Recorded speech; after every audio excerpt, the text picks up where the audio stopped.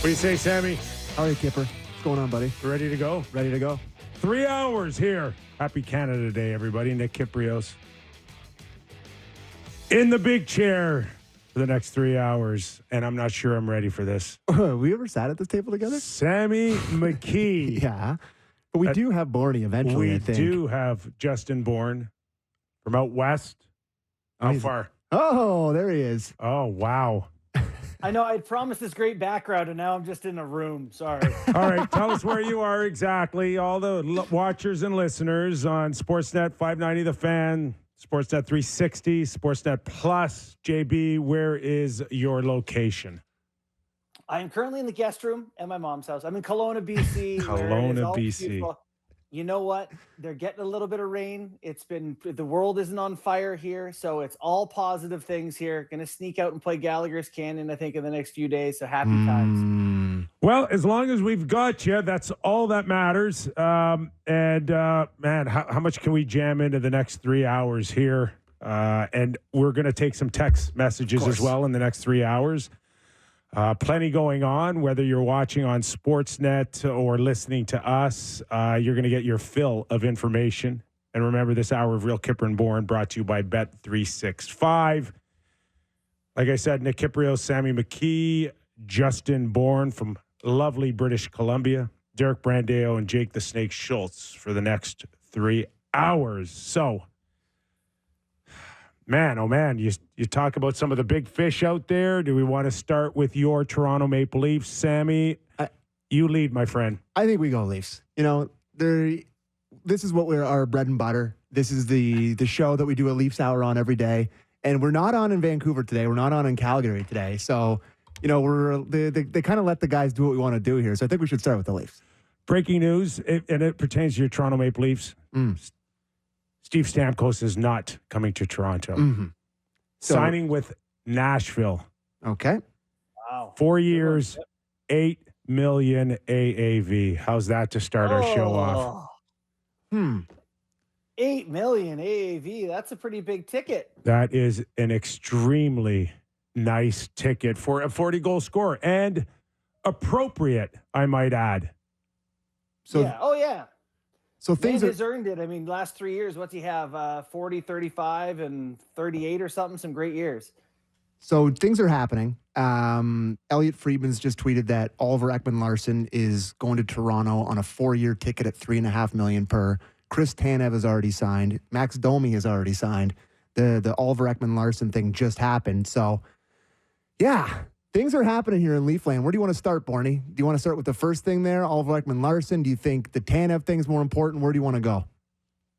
I think, you know, I'll just kind of zoom out on how I feel about where this day is so far for the Leafs compared to other teams. And I understand they had to fill in at the fringes. It just, so far, fellas, I can't say I love it. You know, like 6 years for Chris Tanev is so many years. Ekman-Larsson, you know, I just saw Ryan Suter get bought out once, then go to another place after a hopeful year and get 4 years and then get bought out again. So I don't know, Sammy.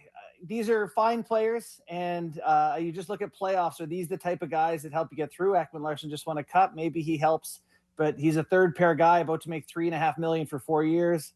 I don't know. I don't feel awesome about things so far, if I'm being honest. Yeah, I think that number, I think there's a bit of sticker shock there because you kind of think maybe the power play situation again here, where this is kind of like a less hurt John Klingberg situation where they're trying to bring in a guy who has the ability to run a power play a bit and maybe take that off Morgan Riley's plate. And that's been such a huge issue that killed them in the playoffs. But yeah, like at first blush, I can't say that I absolutely love that. Like, what's his role? Is he a bottom pair guy in this team? Like, how dependent on Oliver Ekman-Larsson are they going to be? That's the part of this. And I'm like, oh boy, that's a little bit concerning. Yeah. 30 points last year, 32 points, I think 9 goals. Is he going to take Morgan Riley's spot in the first power play? No. You know, do they see him as a second pair guy? If they do, is that good that a guy that just played third pair on the cup winner, they see as a second pair guy? I think he's a fine player, and they're better for having him than not having him. If the salary cap didn't exist, I'd be like, great. But I'm not sure this is the best allocation of dollars. Kyper, thoughts on OLE? Left-handed. Klingberg. Yeah. Yeah, I mean, it's hard. I think he's better defensively than Klingberg a little bit. They've come to the conclusion that Morgan Rielly cannot be a number one power play guy. Yeah, and that's what the so impetus of this OEL's is. the plan for PP1? I do believe so, my friend. Sorry. Yeah. That's not. You look at the best power plays that are just going on in the postseason. You got guys like, what's his name? They're Ned Bouchard running it for the Oilers and seeing what Montour was doing in Florida. They couldn't go that big, guys. They could not go 6 or 7 for a number one D. That was clear about a week ago, I think.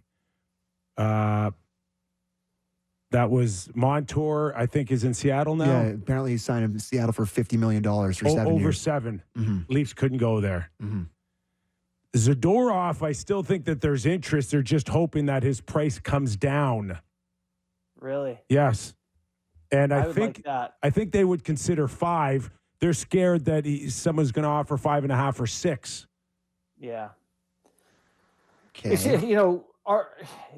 They don't feel like, certainly they're no better, right? They're giving more money to Liljegren for the same player. They're giving more money to Domi for the same player. They're paying Matthews more, Nylander more. Where so far are they better in free agency? You look at some other teams, you can certainly see how they're improving. The Leafs, I don't see it. Well, and again, Chris Tanev, they were able to take a guy in his mid-30s and get him signed for under 5 when, guys, I'm telling you, teams were willing to go 5 or 6 years or 5 or 6, between 5 and 6 million on a shorter term deal. For Tanev. That's why the Leafs had to go close to $30 million because he was getting $30 million somewhere else. Yeah. So they just spread it out. They'll either wash it with a buyout or he magically, ends up on the long-term injury reserve. Yeah. And so Kevin Weeks here now is saying that Anthony Stolarz has signed a 2-year contract with the Toronto Maple Leafs in the mid $2 million AAV range, apparently, according to Kevin Weeks. So that's something that's coming out right now. So there's maybe their goalie help, I guess. So they signed Woll earlier today to 3.6 or whatever. But I wrote an article in the Toronto Star last week saying that it's a roll of the dice now, right? With no legit guy out there like Markstrom or Allmark, that this was the avenue that they had to go. A guy that could come in and be a support guy for Joseph Woll. I think Stolarz doesn't have any inkling to go out there and try to earn the number one job at training camp. Mm-hmm. He is there to be a support guy. I don't know if he's ever played 25, 28 games in an NHL season. And great numbers, though. I don't see him now jumping to 45 or 50 games. I don't know, Kip. Unless he backdoors it. So his career high in games is 28 with the Anaheim Ducks in 21-22. Played 27 with the Florida Panthers in 23-24. So played one game in the playoffs. Obviously, came in. What were his save percentages for those? He was really good this year. Like really, really good. He was a 203 goals against and a 925 save percentage in 21-22. He was a 917 and a 267. So in his 2 biggest years where he played just under 30 games, he was, above league average in both those with the save percentage. So I guess if you're depending on Joseph Woll and you're thinking that he's going to be dependable, this is a really good backup, right? This is a guy that knows. Stolarz is what, 29? Is that Stolarz is 30 years old, born in January 20th, 1994. So he's 30 years old. He's 6'6". And barely played. And he's a big goalie. Yeah. So this to me could be Aiden Hill or could be Logan Thompson or could be, one of those guys that you say you got 2 guys that have the opportunity. Neither guy has played 40 games, I don't think, in their career. Both you have the chance here. And I think they're 2 good, capable goalies. I like their odds of getting decent goaltending next season with these 2 guys. That's like my favorite choice for a potential backup for them. So you think that there's more of an option here, that it could be more of a, a bit of a competition here in terms of between Woll and Stolarz? Without knowing, Kip seems to know stuff. I know. I'm just telling you, I don't anticipate that. I don't. They had it last year, right? They had hey, the net's up for grabs, and there's Samsonov, and then there's Murray, and then it's like, who's the number one, and who deserves to be, who deserves the narrative that they should be number one. I think they've had enough of that. I think that they've, judging by the amount of money that Wall's getting, and the feeling that he was just unlucky last year, this is our number one goalie. $3.66 million for 3 years for Wall, by the way. That was announced today. That's not money that you sign a guy and say, hey, go back up, or, be a good, strong support guy. That was Samsonov's starting goalie contract last year, right? What do you make, 3.5? And they told him the net was up for grabs. But they're not saying that to Stolarz. They're not selling this as, you have a great opportunity here to take the net and run with it.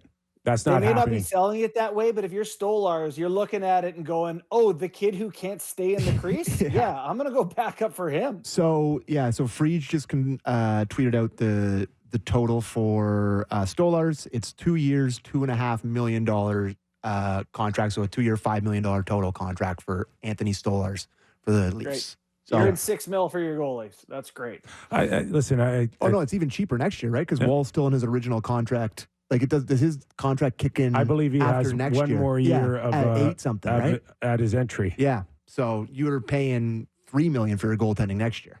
Whew. Yeah. Now that's nice. More than $3 million. Outside of that, Wall and Stolarz improved immensely because they've got a legit shutdown defenseman now in Chris Tanev. Yeah. I think kind of buried the lead.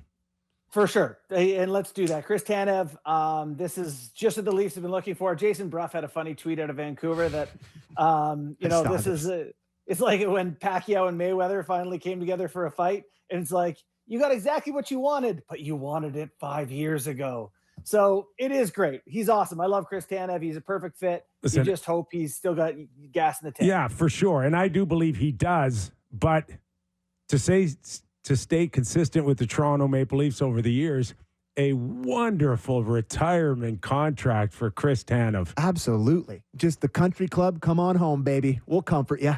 He just got the place on the beach. He's got a come on. Oh yeah, he's happy. But apparently his brother works for the TTC. His dad works at like a farm near Toronto. Like he's as Toronto as it gets. Oh, so, yeah. Oh, yeah. No, 100%. And I do believe that Chris Tanev's a type of guy that when he retires, he's also working with the team. So the main reason why Brad Treliving was so hot and heavy on him is because of the type of person that he is and the influence that he can come. And as much as some of the players over the last year and a half, 2 years would love to tell us all how close and tight they are as a group, kind of not true. He needs to come in there and he needs to grab that room a little bit. Well, isn't that... And 6 years says... Go ahead and do that. And he can quietly do that. Isn't that his reputation as like a wonderful glue guy teammate? Yes. Like I've heard that a lot with him. So they loved him. Anywhere he's been, Vancouver and Calgary, they've absolutely loved him. And let's not forget, he was excellent for the Stars in the playoffs this year. Like he was really, really good. So I mean, what percentage of the cap is $4.5 million? If you're looking at the cap percentages here, you're getting a top pair. He's going to be top pair, and he's probably going to play with Morgan Rielly, right? Or Jake McKay with one of the left-handed guys. Yeah. You're immediately spending 5% of your cap on a top pairing guy. Like the term is, scary, but there's probably going to be some chicanery with that. Let's be honest here. There's going to be... You get allergic to his equipment? Yeah, there's going to be something goes on a little later in it. But if you look at the next 2 or 3 years, which are the very important years with Matthews or whatever, having Tanev up there with Rielly is a really, really exciting thing for me. I have to tell you, I love it. He's actually the perfect guy for Rielly in that, he's always played well with Ron Hainsey or with Labushkin or Shen, one of these shutdown guys. Well, Tanev is one of those guys, but he can play. Yeah.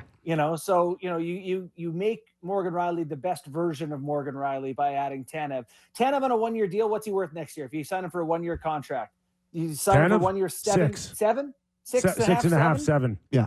So, you're getting value on the player and you hope that they figure it out on the back end. So yeah, this is the bright spot of the day. even if you don't like the term, Chris Tanev should make your team better. The term now is, listen, I had this conversation with you guys and last week about guys in their mid-30s getting 7 or 8 year deals, and Tampa tried. Yeah. Tampa tried. Yeah. And this is this is the only way that you're going to be able to get someone's AAV down like that at that age. Yeah. And Tampa, not so much for obvious reasons, state tax, but Toronto needs that advantage. No, let me correct that. Pretty much every Canadian team and markets like the Rangers and LA need advantages. They're getting killed right now by non-state tax. Yeah. Do you think that's oversold? I see people tweeting, the tax thing's overblown. I don't think it is. I think it's a huge deal. Well, yeah, a guy just scored, how many goals? 70 goals, including a Stanley Cup winning goal, who was excellent defensively and a power play killer, just took $8.5 million for 8 years in Florida. Like, everyone's like, no, it's because he's a team-friendly guy. It's like, no, because that's an $11.5 million contract, basically, if you put it out anywhere with taxes. So, anyways, we don't have to get too much into that. I think that Sam Reinhart deal was done a long time ago. Well, it seemed like it went right down to the wire, didn't it? No, I think it was just announced as a wire thing. I think, listen, you're having conversations. Yeah. Yeah, for sure. All season. Of course. So when he goes from being a 30-goal scorer to a 40 or a 50-goal scorer, close to 60, I think the conversation remained the same, that we'd love him back, but it's going to have to start with an 8. And whether he scores 40 or 50 or 60 goals, it has to start with an 8 for him to stay. Yeah. They can't go 9, 10, or 11. It's not happening. And the other thing, too, is it could have just been a career year. Well, for sure. Right? I'm waiting to get in and say that. Do we really look at him and say now he's a legitimate 50, 60 goal scorer? And maybe we might have the same conversation on Hyman, but does he appear like every year he's going to score you 50 or 60 with his eyes closed? No, but I think he's going to be worth $8.5 million regardless of what he does going forward. But 8.5 fits. Yeah. I was so ready to come on air today and be like, Sam Reinhart is in the bottom 20% of skaters in the NHL. He's never had a year anywhere close to this. I don't like this contract. And then he signs for 8 by 8 and 8.6 or whatever. And I'm like, that's really good. I like that. That's a really good number. Yeah. But the point is, it seems like all parties involved recognized that Sam Reinhart wanted to stay. It's a good fit. He recognized it might be a career year. This is a good way, too, that if you're not awesome in 4 years, they don't have to trade you because you're making $8 million against a $100 million cap. You're still useful at that point. So for him, it's a good way to build stability. It's good for the team. This is what contracts should be. It works for everyone. So they did it. I love that contract. Can we give Max Domi some credit too for maybe not pushing his AAV as high as it could have gone at this moment if he was still free? Yeah, I'm surprised that it was as low as it was. Do you think there's other teams that were willing to go 4? Is that the reason that? What is the number exactly? It's 3.75. Yeah, 3.75. Okay, you have 4 years at 15. Yeah, 4 years at 15. That's more 3.75. That's why I literally copied and pasted that from Sportsnet website. So let me bury them. That math doesn't work. No? Okay. Well. Does it? I don't know. I'm not a mathematician, buddy. No. 15. Okay. 15. Blame Sportsnet, pal. I don't know. Yeah. Okay. All right. You're stand corrected. Thank you. Okay. Thank you. Stand corrected. 4 years, $15 million.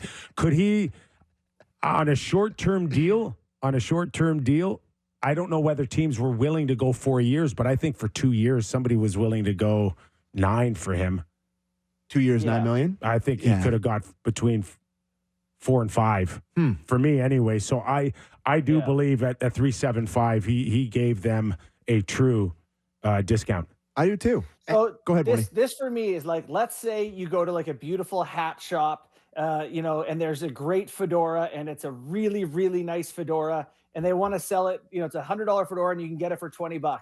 I can get the fedora for $20. It's a great deal. It doesn't work for me. It's still a fedora? As cheap as it is, it doesn't make sense for me personally.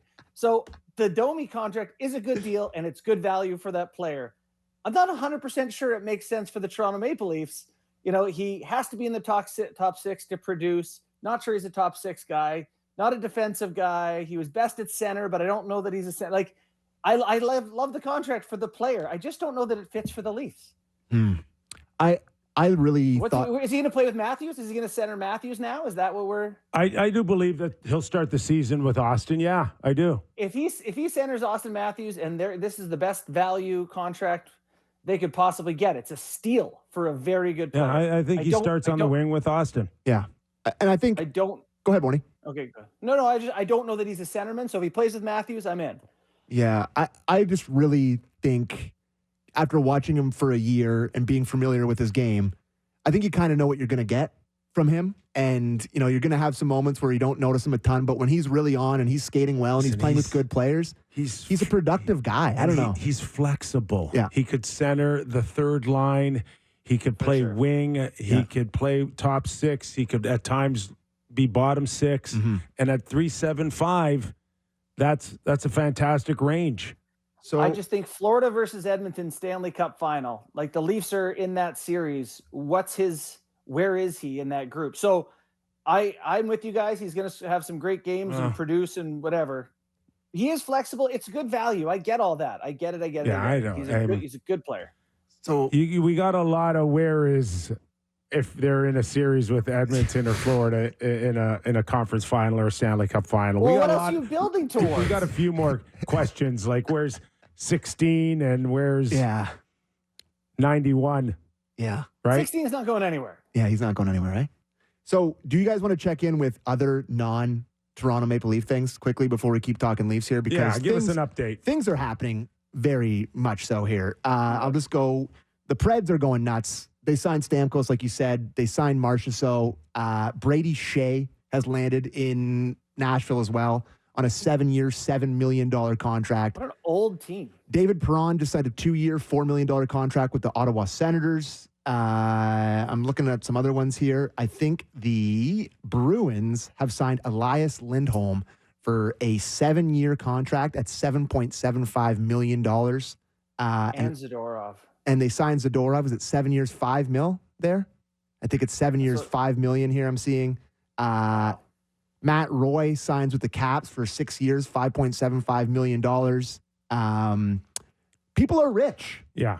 And people are making bank. Like I said, the Leafs had interest in a lot of those names, but it's too rich. It's too rich. I love Robertson to Edmonton for 2 years, $4 million. That's a great deal for Let me correct myself on Zadorov. It's a 6-year contract carrying a $5 million AAV. Yeah. Let me tell you something. If I was Brad Treliving, I would have pushed for that one. I would have actually tried to make room for Zadorov. I think that's a big miss. I completely agree. 6x5, totally agree. And totally agree. He's now gone to your rival. I would have gone 5.25. I really can't wait for Zadorov to catch William Nylander over the middle in the first round of the playoffs next year and just completely blow up the series. And be the exact thing you're sick of playing. Yeah. Zadorov, of course, we've watched him some nights in November, December, throw up a pizza and go, oh my God, where is your head? Mm-hmm. But that guy's level of play rose dramatically the bigger the stage got. Mm-hmm. And that doesn't happen all the time with players. He earned a lot from me watching him. Can he be a little mouthy? Can he rub teammates the wrong way? Can he get a little cocky and arrogant? Yes. Mm-hmm. But I tell you what, go find a guy that size that hits, boys. Hits. Hammers, guys. Hammers, guys. Yeah, he does. Like that to me is really the guy that the Leafs could have used. Totally agree. I do think that that's a pretty rich contract, like six. I'm not worried with that one. The Lindholm one, they gave him almost $8 million. That's almost Sam Reinhart money they gave for a lot. Yeah, but Lindholm. He's going to put on that stupid sweater. He's going to turn into David Krejci. Like things just work out for them, and that's just going to work. I can picture him in that jersey. Going to picture him playing against the Leafs. He's going to be excellent. I know that's going to work out for them. So that's my only take on it. Brett Pesci, Brendan Dillon. Yeah, So the East is getting better here, folks. The East is getting better. They are getting better, and the question is, with Tanev right now and Oliver Ekman-Larsson, on the blue line, and I get that that's a priority is the blue line, but it's not Montour. It's not Zadorov. It's not legit, like, No, heavies. Larson 4 years. Ugh. He, they want guys who can skate and move the puck, and I know so he's a left side guy, OEL. Yeah. I think I don't know much in this world, but I usually remember lefts and right shots. You were correct. He shoots left. So we're just to kind of revisit the OLE thing because we were moving past it. The power play stuff with him. I looked up his career high in power play points here. His career high was 2015, 2016 with the Coyotes. He had 27 power play points. Last year with Florida, he had 11 power play points. So he probably didn't get a ton of time. He played 18 minutes per game last year. I don't think he probably wasn't on the top unit. Montour was on that top unit for most of the season and most of the playoffs, right? And then it was Game 7 that they put. Hey, maybe that's a good sign. But Game 7, they put Ekman Larson on that power play or whatever. But yeah, I can't say I love that one, boys. I got to be honest. I'm not over the moon about the Ekman Larson experience for 4 years. Like, didn't this guy just get sent packing by the Canucks? And I guess he was decent for the Panthers, but I don't know. Yeah, a little worried about that one. I mean, it's one of those middle class contracts that's not the most expensive, and you need players and yada yada. But he's. I don't know. I'm with you, Sam. It's fine. It's fine. It's just, you look at all the signings that happen immediately as free agents open and they're impact guys. It feels like the Leafs are really locking up mediocre here. Yeah. I mean, the thing is, when you have a really good core, like, they're still going to be very good next year, right? Like, they're still going to be a playoff team. They're still going to be in that conversation. But it's just beyond that's when you start worrying a little bit. But yeah, I'm not worried of them. They're just very similar. I would have loved to have seen Jonathan Marchessault sign, or someone who kind of been an impact guy in pressure situations where you talk about Zadorov picking up his game. Marchessault has a Conn Smythe. We haven't. Yeah. I guess Tanev can be that for them, but let's. You guys want to hit a break, and then we'll come back and maybe do Liljegren. There's still so much to talk about. Bertuzzi. Robertson apparently demanded a trade, so still lots to get into. You want to hit a break? All right, let's hit a break. Catch your breath, everybody. It's free agent frenzy on the Real Kyper and Bourne Show. Back after these words. Hope everybody's enjoying Canada Day. And also enjoying the Real Kyper and Bourne Show. 3 hours. We're already flying by. Yeah. Judging how fast that 33 minutes just went, 3 hours isn't going to feel too long. No kidding. More breaking news. Toronto Maple Leaf breaking news on the Real Kyper and Bourne Show. Mm-hmm. Boys, I told you from the very beginning, Matt Murray, not out of the picture, just signed a 1-year deal with the Toronto Maple Leafs at $875,000. Okay. To play hockey for them? Third goalie, bud. You need 3.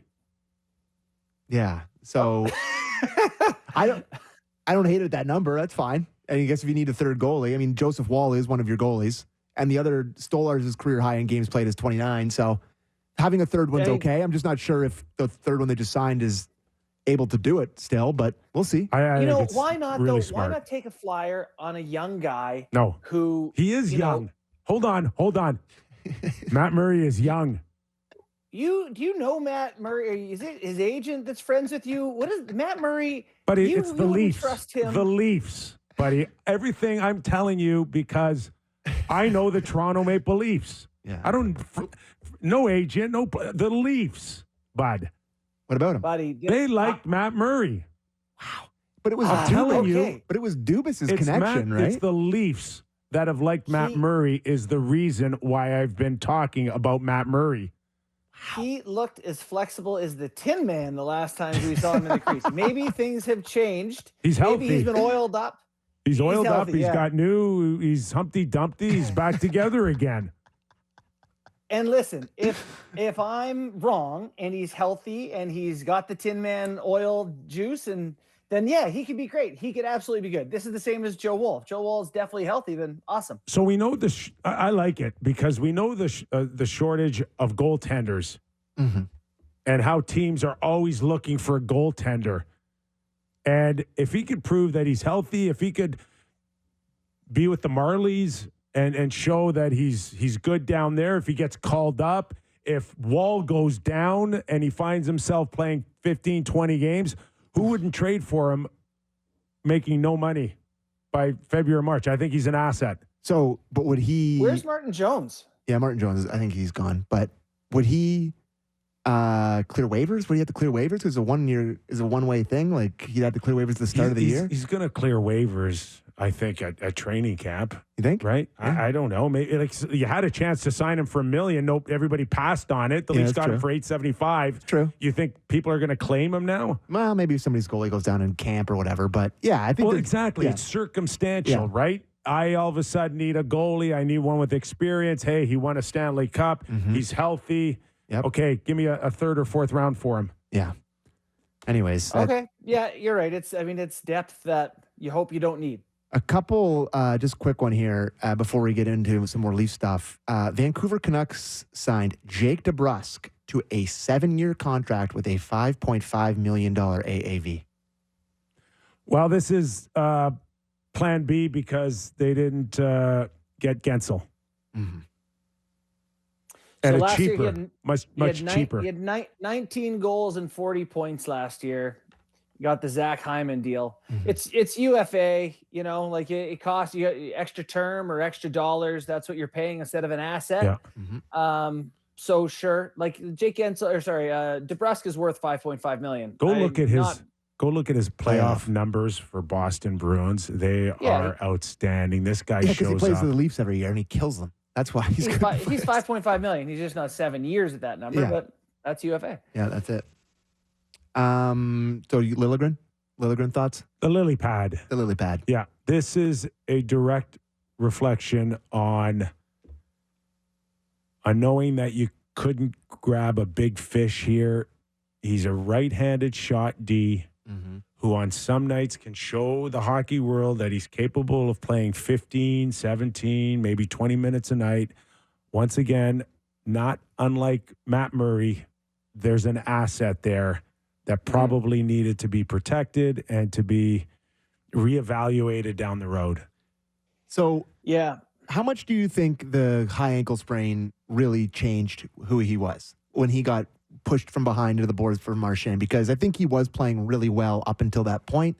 And we had talked about him taking steps and looking better. But then is it just the Liljegren thing, or was it the injury that, there's where he gets hot and then he goes away and it's kind of a yo-yo, but I don't know. Where are you at on that? Because I see a little bit of talk about that his season got derailed, and I'm trying to play both sides of this without saying that I absolutely hate it. I actually think that you have put so much into Timothy Liljegren, and it's so hard to find a right shot guy. And was he 25 years old? He's one of the few guys on your back end that can skate the puck out and make a pass. I think it's fine to watch him play for a season here. This might be the year. And I'm not being facetious when I say that, where he is impactful and he can really move the puck up the ice for them. Yeah, I'm past that. I think he is what he is. Mm-hmm. And at times he can go through good stretches, but it says everyone needs 400 games as a D-man to become or 300 I think at times he can be a liability. He's a 5, 6, a 7 for me. And if you needed to overpay a little bit to keep that asset, maybe convince a team that he could be a top 4 and you can slide him at the deadline for a second or a third or a younger prospect, then it's worth keeping. But I don't have high expectations that he's ready to go to another level. Yeah. I tend to agree. I can see it. I personally can see it. I can see him having a year where he has career highs offensively. I look at the Stanley Cup final and go, put Liljegren on either one of those teams, and I'm talking about that's the guy you're going to eat alive. Yeah. You're dumping the puck into that corner. OEL Liljegren third pair, that's not going to cut it. So maybe he's your 7th guy and he comes in a pinch, but he strikes me like Domi, a guy that he'll help you get to the playoffs.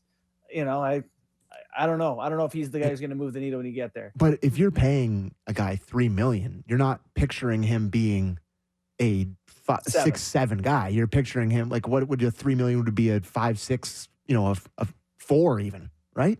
Yeah. Sure. Because what's Benoit going to make is year 4? I believe that maybe the Leafs are more on Justin's mindset, that they're willing to wait a little longer and see if he go to another level. Mm-hmm. So there's protection without commitment. Yeah. Yeah. Of all the deals, this one to me is just like, let's get into the year and see how this goes.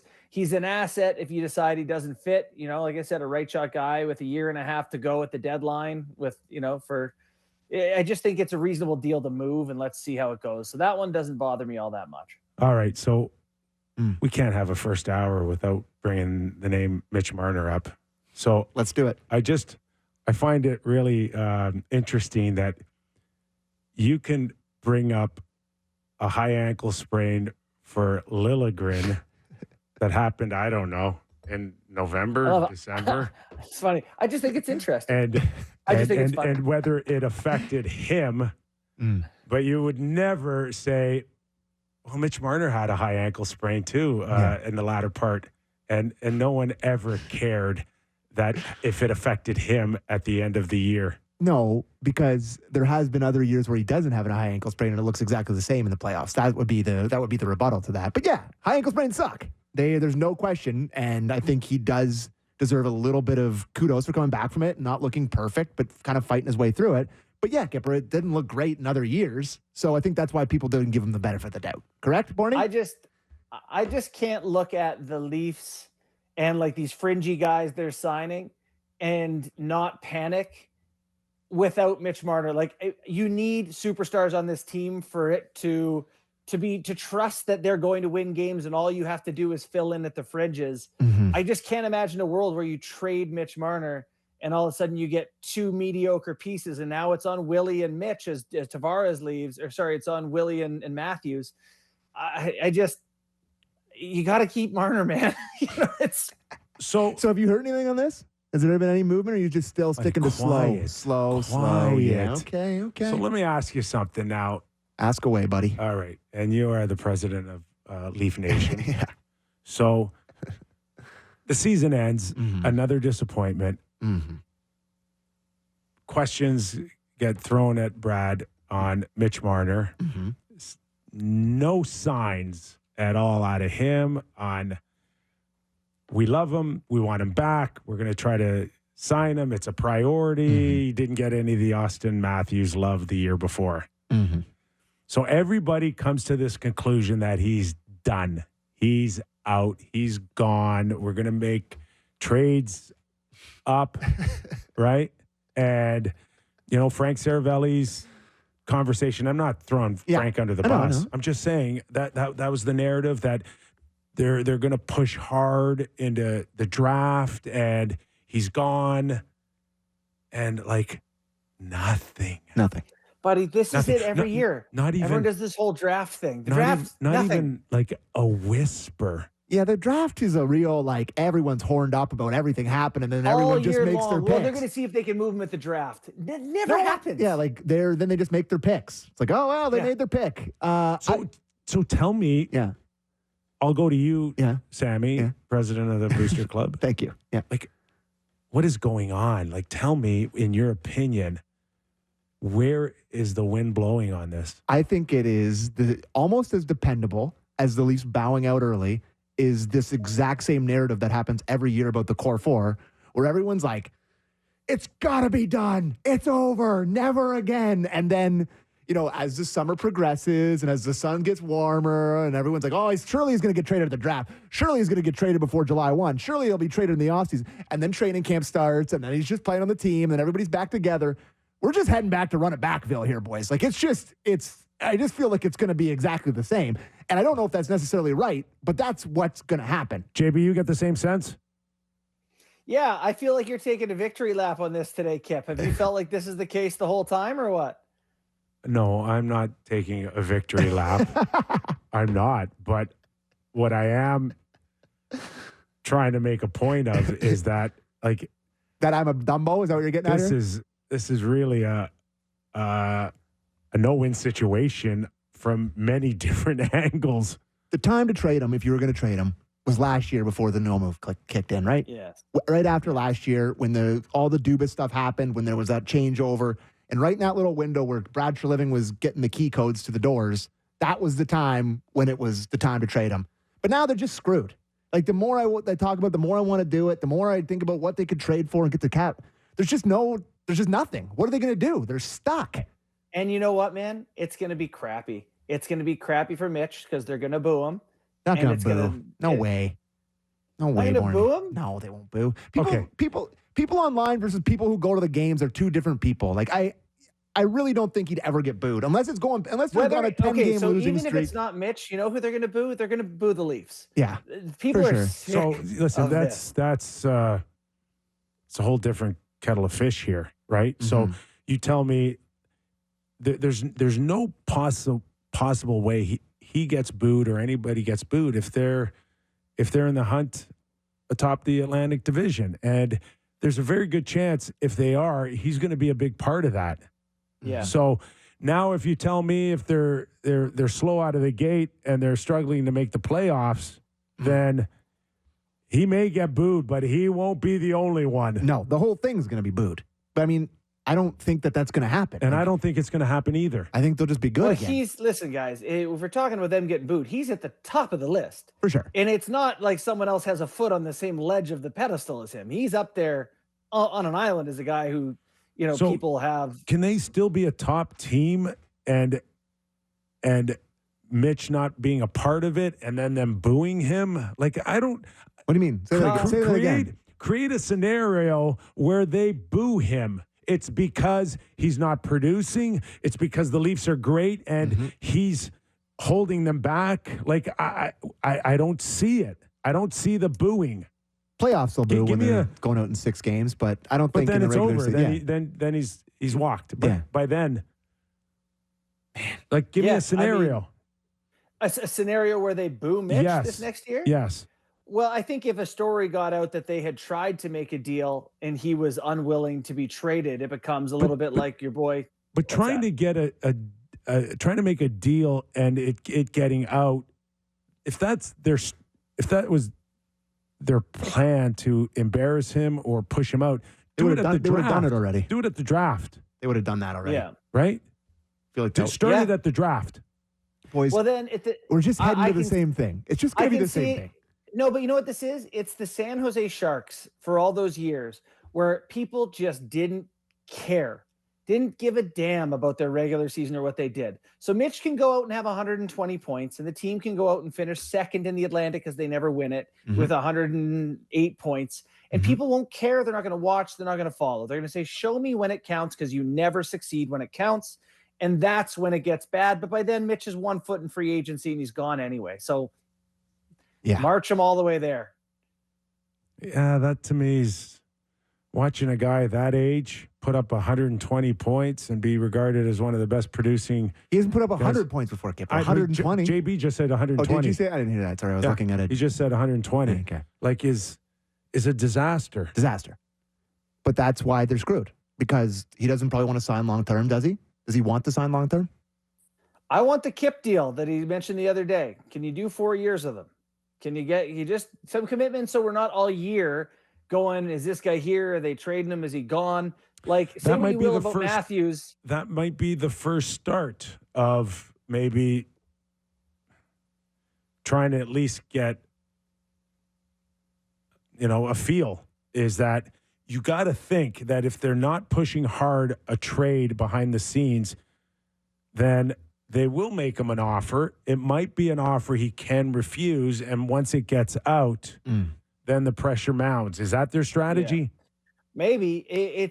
I think Mitch would do a lot of good for himself by not thinking he's Austin Matthews. He is not Austin Matthews. And so to move on from a guy who just won the Rocket with almost 70 and Selke and try to be the same guy as him, if he took 11.5 for 4 years or something, I think people would love him. But he never does that, and he won't.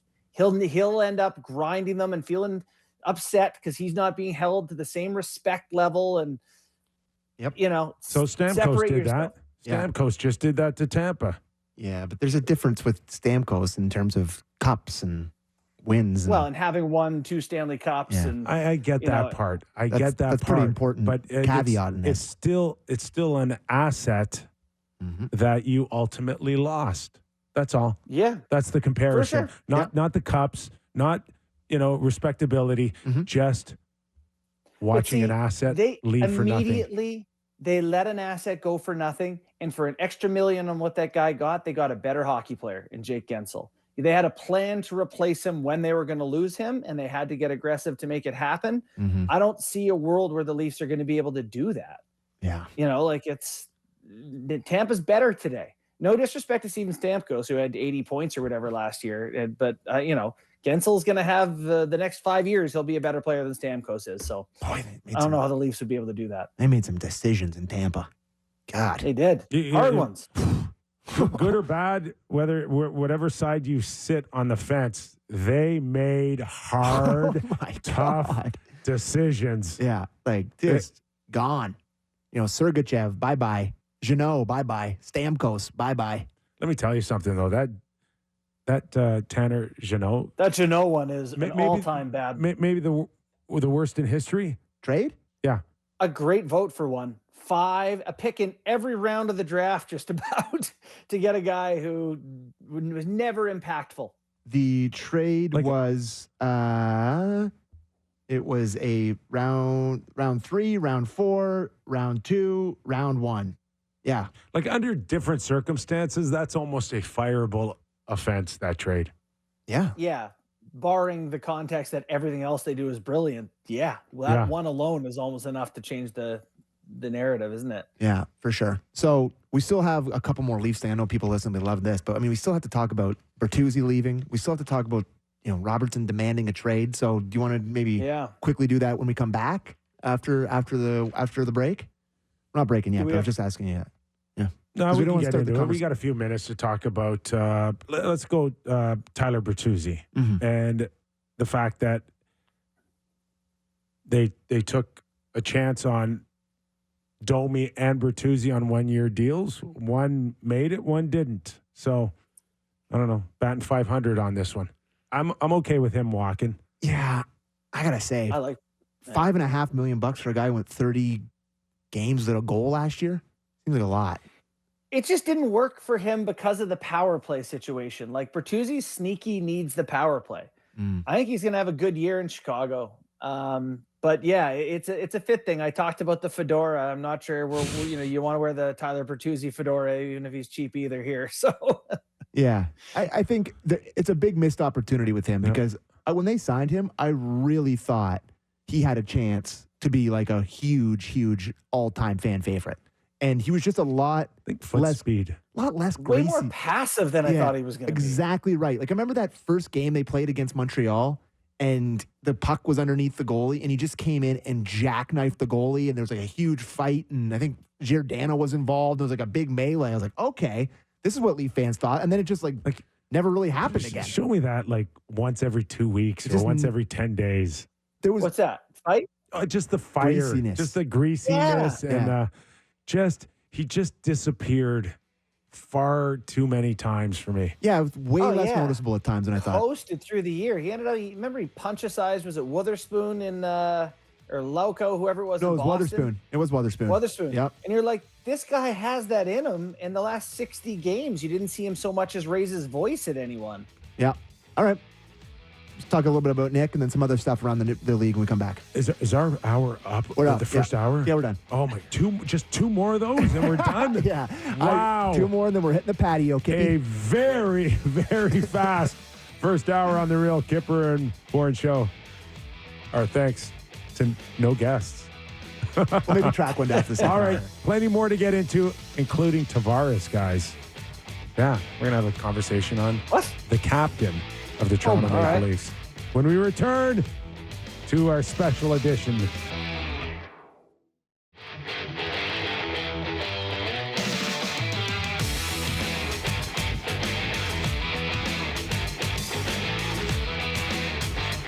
Welcome back into the Real Kyper and Bourne Show. Happy Canada Day.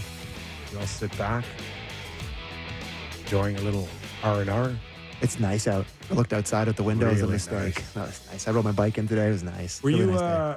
a Blue Jay on Canada Day guy? Never. I don't like the big days. Like, I don't like opening day. I don't like Canada Day. I don't. It's just Really? amateur night. It's a zoo down there.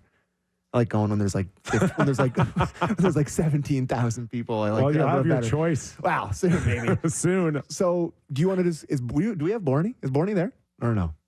I think I'm here. Hey, Am I not buddy. here? So good. Hey, buddy. I just wanted to reset where we're at so far with the Leafs. So, in is Chris Tanev, Oliver Ekman-Larsson, and Anthony Stolarz.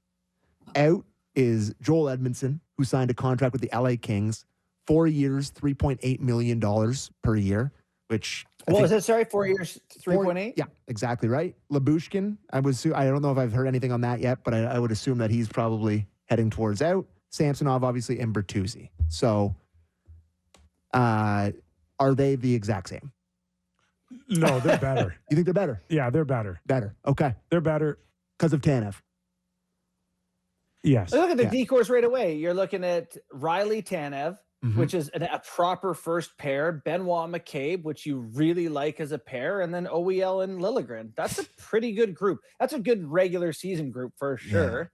Yeah. Maybe you want to be a little tougher in your third pair in playoffs. Maybe they get Labushkin for but 4 times. That's you traded back at the draft where you picked up an extra second round pick next year.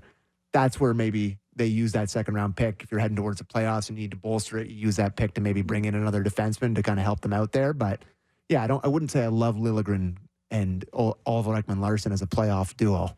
If I'm being totally Let's honest. also remember they didn't score enough in the postseason. Yeah, I mean and that's the most important use thing. some and need some offense. So Yeah, it would be nice. Speaking of offense, Nick Robertson Oh yeah. doesn't want to play anymore. Yeah, it's fine. What a take. Like, in all honesty, outside of a Toronto Maple Leaf, you wouldn't have spent 10 seconds talking Nick Robertson. You're bang on there. I do think this is a pretty absurd trade demand. It's okay. I It's don't think the happened trade before. demand is absurd. He's been given zero opportunity as a guy who's shown he can score. He's been It's given okay. tons of opportunity. It's okay for him to say, okay, I want to move on. If with all due respect, give me another chance somewhere else. It's fine. Is it? Don't make a big deal out of this. Okay, we were on a Leaf show. I thought it was kind of a big deal that one of their top prospects. I think he scores like a freak. Like, I think he has a really unbelievable shot and a great sense for how to score. But I don't think he's a playoff type guy. And Brad's not a fan. I mean, he's Sam Mitchell'd in the playoffs in 6 games, so 0-0-0. Right. So Absolutely. Brad, so as I tweeted, I totally see him getting 24 goals on an 85-point team next year. yeah, he's going to light it up for the Sharks. Brad wants bigger. Yep, That's all. Yeah. that's fair. But what sucks is that, let's say he is a 20-goal guy next year, which he scored 15 last year, barely, playing 11 and a half He minutes. scored He's 14 in 56 games. He's going to get 20 to 25 goals next year for someone, probably a bad team. Yeah. It does suck to watch that go for what? You get a third rounder in 25? Like, That's the question, Kyper. What do you think his value is? Like, are you just getting a late round pick for him at this point? Are you turning him into another, like, did you turn him into a depth defenseman? Yeah, listen, if you can get a third rounder for him, great. Yeah. if I am the Sharks or whoever, absolutely, I'd give you a third rounder for a guy who's had lots of NHL experience and shown he can score. Yeah. Sure. Okay. Yeah. I can't believe we're not, as a group, more up in arms about this, but it's like, it was time for everyone. It's like a bad relationship It's at hard. the end. It's a hard fit. It's time to go. It's a hard fit. He had a few opportunities to play with the big boys. I think that one game where he scored the OT winner game-winning against the Stars. overtime winner. Because his brother. And then it was, can there be momentum here? Can he find a spot? Can he turn himself into a Jake Guentzel? Right? No. I mean, Jake's. No. Guentzel sees the ice. Yeah, I know. But like Robertson sees the net. Jake Guentzel's no, behemoth either. I mean, the guy weighs $180. Yeah. I don't know. So you don't think it's a little absurd? Like, I mean, I don't know what the perception of his perception of himself is. No, I think he's smart. You do? Yeah, I do think he's smart. Okay. I think the writing's on the wall. I'm not a Brad Treliving type of guy. Okay. So I just need to find a way to get out. Okay, I concede to you guys that it's not absurd. But I do think it's been a poorly managed asset here that, maybe at the deadline that could have been someone who puts you over the top of the playoffs in some sort of package. Like if you didn't like him. He's had opportunities, JB. It's not like they never gave him a chance. Yeah. No, I'm not saying they never gave him a he got chance. I'm hurt. saying if you didn't like him and didn't want him, could you not have helped out one of these previous versions of a team? Like the pick down the road thing is frustrating. That's all. There's no demand for him. He's 20. I assure you, there was nobody screaming, let's go get this guy. He's 22 years old. He's played in 87 NHL games, including 56 this past season, where every year his number has gone up. I mean, isn't this kind of the progression of young players playing in the NHL where he's only 22? Yeah, you play a little bit and you prove you can play more and you play more and you play more. And it's just like he finally played the most games he's ever played for the Leafs. He's like, I want out of here. To me, I don't get it. He remains a in-betweener. I guess. Yeah. So he just wants to go light it up for the Sharks. Can't play on your fourth line, can't play on your for 1.5. Maybe we've even spent too much time talking about this now anyway. No, it's fine. Okay. Would you just want to you tease Tavares when we went to break? What do you have to say? Just a conversation on John Tavares entering his last year of his deal at $11 million.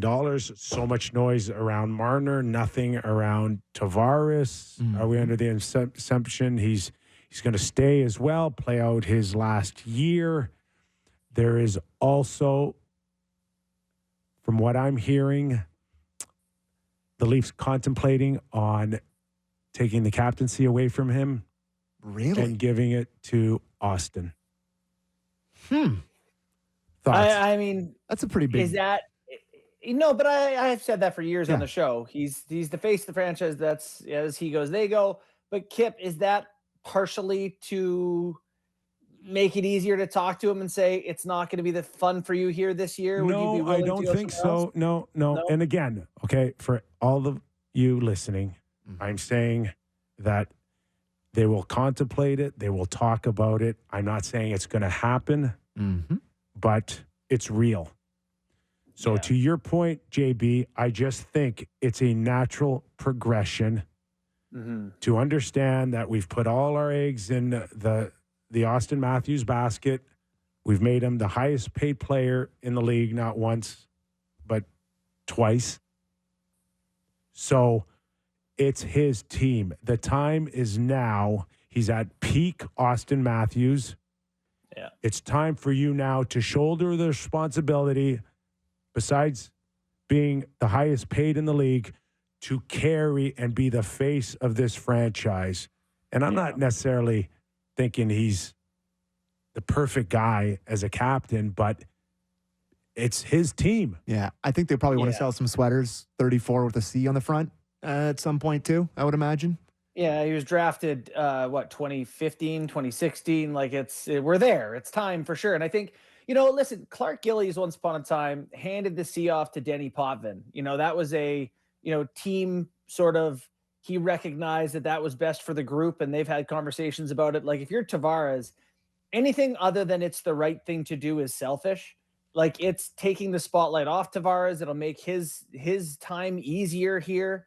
It'll make a transition to a cheaper contract if he wants to stay with the team at some point, which I'm just saying, it just makes sense for all involved. I don't even think Tavares would have the right to be offended by the suggestion. But would he be? Some are telling me he might be. Yeah.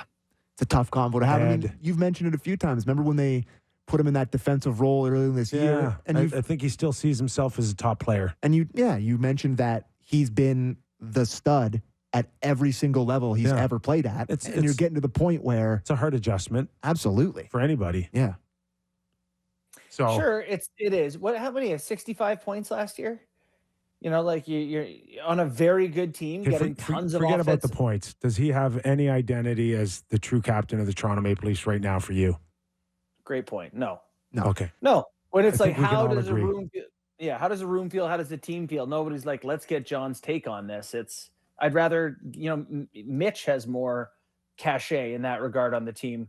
Willie, whatever, but I don't think he thinks about I don't think he thinks about a whole lot. I don't think he thinks about much either. Yeah. So he just kind of is. So he's not. There's no chance for Tanev's Tavares to be gone. Sorry. There's no chance Tavares would be gone this year, that they would find a way to get rid of that cap hit? Listen, they would love to. The question is, again, how? And are you willing to have that conversation with him? Is it not dereliction of duty if you don't have it? If you don't at least chat?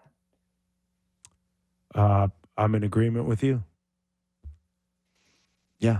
You got to have hard conversations. Those are high-paying jobs, not because they're easy jobs. Wasn't it you, Borny, that said, it's maybe easier for Treliving to have that conversation than it would be for... I came in and I evaluated things for a year. I've sort of done my assessment. We're paying you $11 million. There's opportunities out there. We're looking for cap space. What do you think? Yeah. I know Tavares would say no to that, right? But so do you guys want to kind of reset on where we're at with everything else that's going on? Absolutely. Keep us updated, pal. It is free agent frenzy, Sammy. Hit us. So Jordan Martinook re-signing in Carolina, 3 years, just over $3 million per. Old friend Sam Lafferty signing with the Buffalo Sabres for 2 years, $2 million per. So I guess a 4-year contract, a $4 million contract there. Tyler Toffoli signs a 4-year, $6 million contract with the San Jose Sharks. Yeah, that's big. Because I got my cups, pay me. I got my cups. I'm heading to the rink on the beach. I'm heading to the rink and flops, boys. I'm playing 36 every day. I'm ready. That's got to be. He's had that California life already. Yeah, he played for the Kings, right? Did he win both with the Kings? Yeah. Oh, buddy. Yeah. Pay me. I'm going back. So this is one that we kind of glossed over here. This is a trade. Chychrun got traded to the Caps. Yeah. They couldn't get rid of him fast enough. For Nick Jensen. Wow. Really? What does that mean, Kip? They just didn't think he was a fit. That's all. Yeah. So, and then they got back 33-year-old Nick Jensen. Jensen's fine. And a 2026 third. That's it. Yeah. Jensen's fine. They couldn't do better than that? No, they could not. They could not. Yeah. That's surprising. They tried at the draft. Could he run the power play? Like, could the Leafs not have some interest there? Yeah. I don't think the Leafs thought that he was good enough. I think overall play, and I think there were some issues defensively for him in Ottawa that they didn't like. But I don't mind him. I think he's at a good place at around $4.5 million. But can he have a good year in Washington? Turn himself into a 7 like Montour? Remains to be seen. I think he can. I certainly think he can. A few other ones that have broken here. By the way, I'm just reading Elliot Friedman's Twitter account here, so that's where all this is coming from. Anthony Mantha to Calgary on a 1-year, $3.5 million contract. That guy is... That's nothing compared to them giving Sharon Govich $1 quadrillion. Yeah, I think that is the most traded contract of all time at the deadline, Anthony Mantha. Like, you will be playing somewhere else come March, I would imagine. Teuvo Teravainen, a 3-year, $5.4 million contract in Chicago. Obviously, Tyler Bertuzzi signed in Chicago for $5.5 million for 4 years. Yakov Trenin, 4 times $3.5 in Minnesota. Ian Cole in Utah. Brett Pesce in New Jersey for 6 years, $5.5 million. That was a guy that the Leafs were kind of linked to a little bit. I'm not sure how much the Leafs loved him, and I'm not sure how much Pesce wanted to come here. And there are some guys out there that have watched from afar and they see and hear from guys. It's not everybody's cup of tea to come into a Toronto or Vancouver market here. They know the scrutiny on these players. Yeah, they want to go play for, no some state guys tax. Would rather not. Yeah. The biggest example, guys, Ryan O'Reilly from around here came in, took a look around and said, I'm out of here. Do you think that's still happening? Here's a question for you. Let's just fire it up. If Berube's the head coach, does that happen? What's that? Ryan O'Reilly's like, I'm out of here? That the beast that I'm talking about is uncontrollable. Okay. There's no coach. There's no GM. Just trying to fire up some takes on a Canada Day here. It comes to who you are, what you are, what kind of how you handle things, Mm-hmm. how thick your skin is.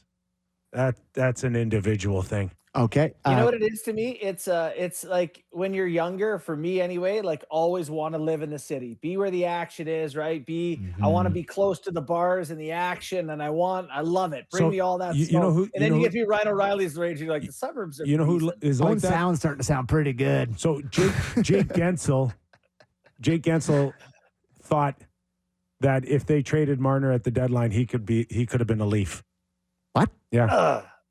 Yeah. Say that again. Where?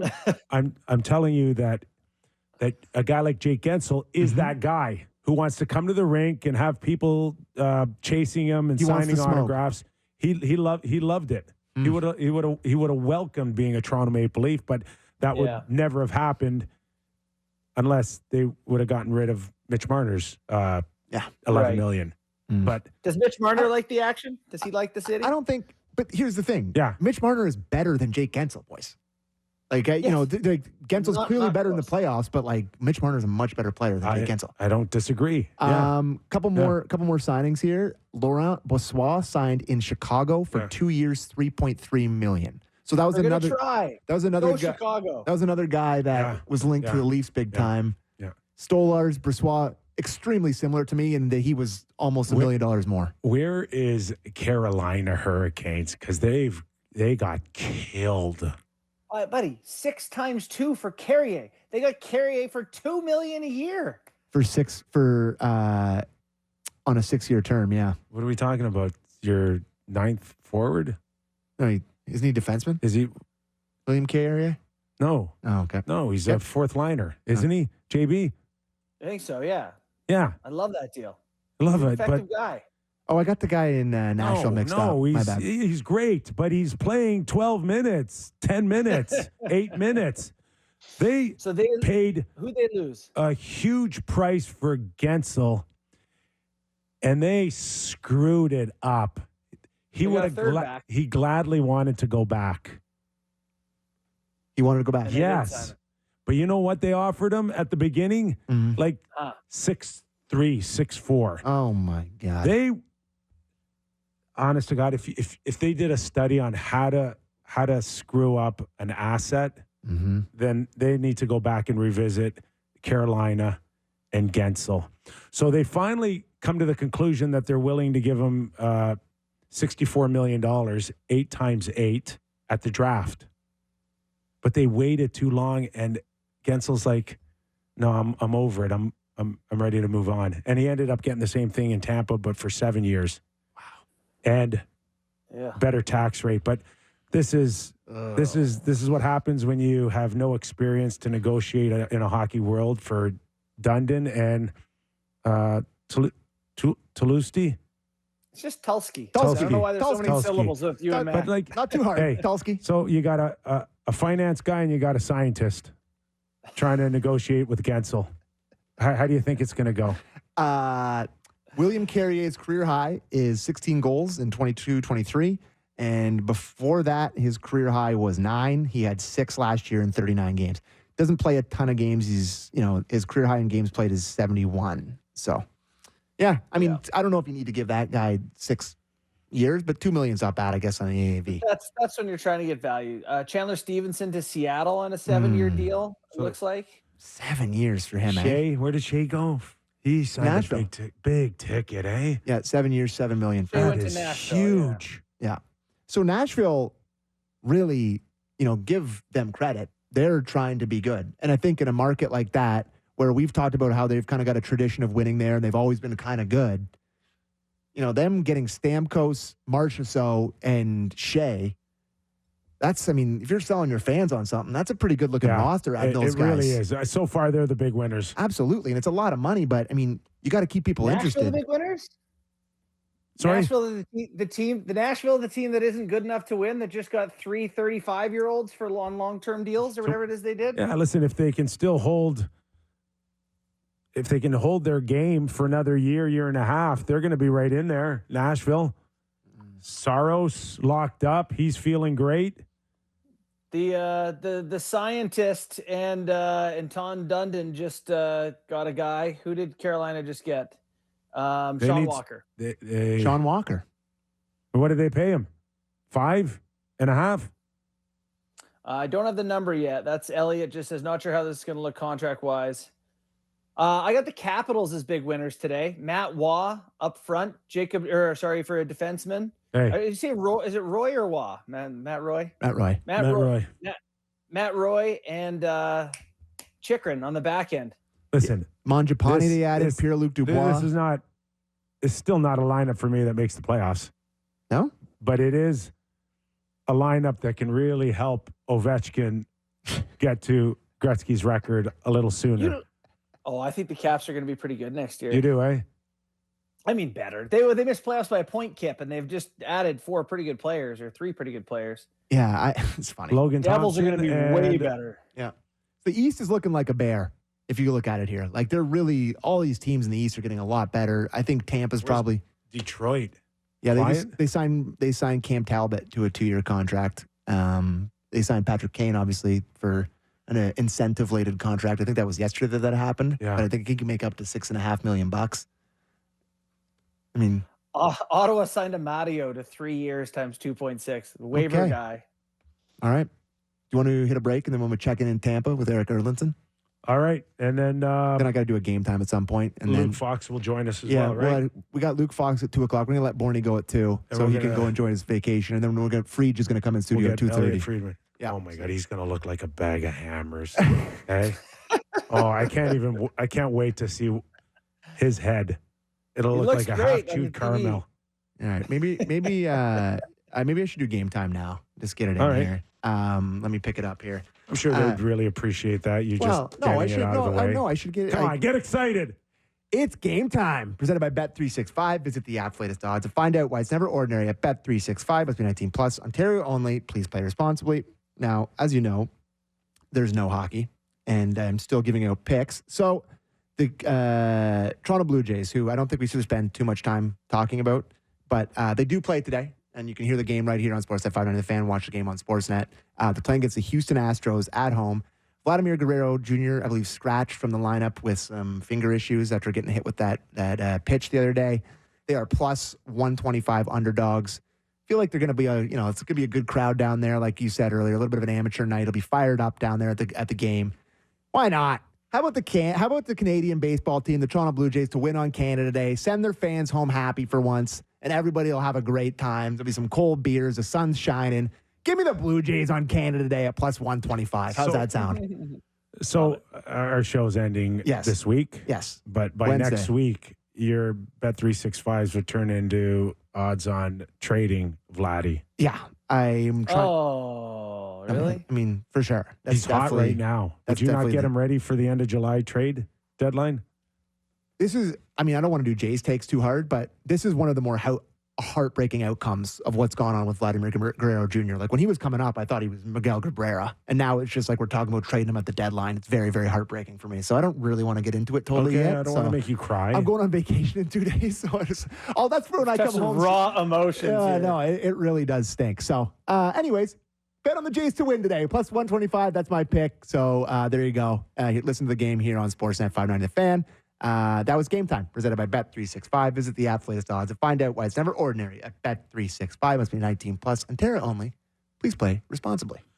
So for those of you that can't watch JB on Sportsnet 360 or Sportsnet Plus, he's got flowers behind his head, and it to me looks like you're wearing what do you call those, tiaras or tiara? Tiara. You're wearing a flower. You look like you're in Midsommar. It does. It fits perfectly. It's like like a military hat for Napoleon or something. Or one of those like old timey judges. Yeah, don't move. Don't move. Make sure you don't move for the rest of the show. All right, I love it. All right, more of JB and the rest of Real Kyper and Bourne after these words.